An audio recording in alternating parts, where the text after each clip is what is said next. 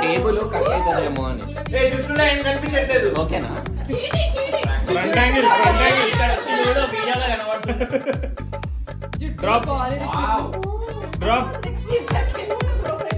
ఉప్పు మోనికా ఉప్పు ఉప్పు